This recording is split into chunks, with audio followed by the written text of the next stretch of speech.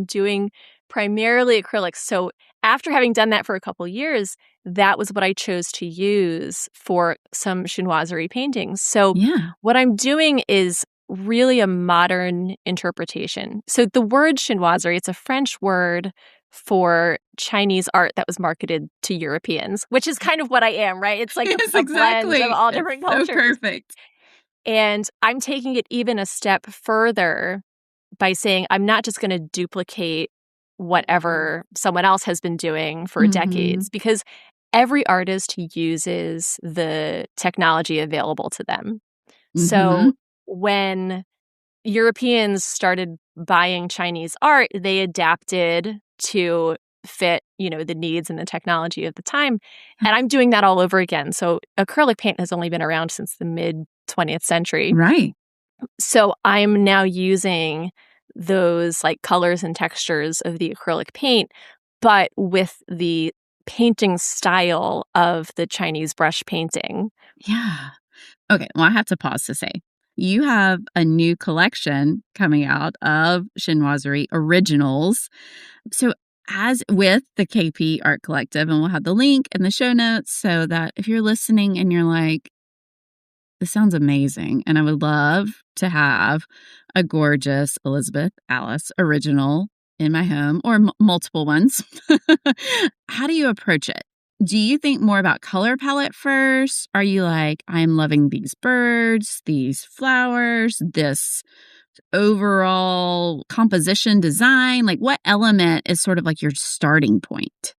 For the chinoiserie paintings, I think I do start with color Mm. because I'll think about the decor. Like I did a couple for my own dining room. My dining room is painted pink. Uh huh. Of course it is. Yes, of course it is. So I think about the color first, Hmm. and then I think about kind of how detailed I want it to be. Do I want it to be like I'm standing back and I'm seeing the whole landscape? So I have, grass and a background and then an entire tree and the scale of it. Or Mm. do I want it to be more up close? And it's the same elements to include, but do I want to focus on just a couple flowers? And then that kind of guides me to what the composition is going to be.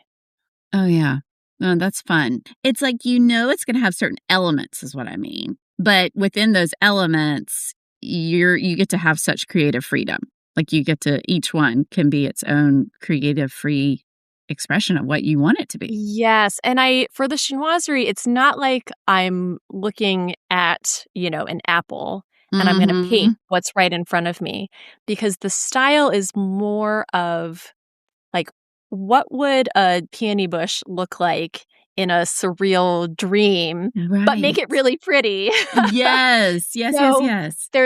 there's a lot of abstraction, and yet you wouldn't Mhm. look at it and think, "Oh, this is very abstract." But it's Right. not just a copy of what I'm looking at in real life, and it does help.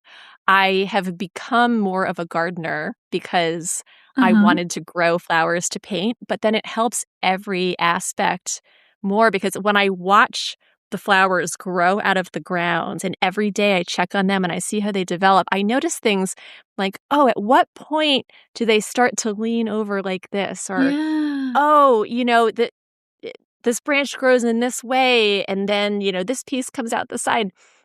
So it's all those little details that I absorb from real life that Mhm. then when I look at a blank canvas and I occasionally think about what's gonna go where, especially if I have something like, I'm gonna have a bird flying in this one. I know where I'm gonna put the bird, but then I just stand in front of it and I just kind of guess where the branches are gonna go. I don't really plan Mhm. it out in advance. I kind of use that, all the decades of experience to tell me Yes. where would it go in this kind of dreamy world. I love that, and I love that you're using, like, your real life inspiration soaking up watching the actual flowers bloom, and then your own artist knowledge of balance and design that's so intuitive that it's not like you're thinking about it like a math equation, but, like, your hand kinda knows where to go for that to happen, you Yeah. know? I love that. It makes me want one of your originals even more. So, I just need to plan out where I can place them in my home.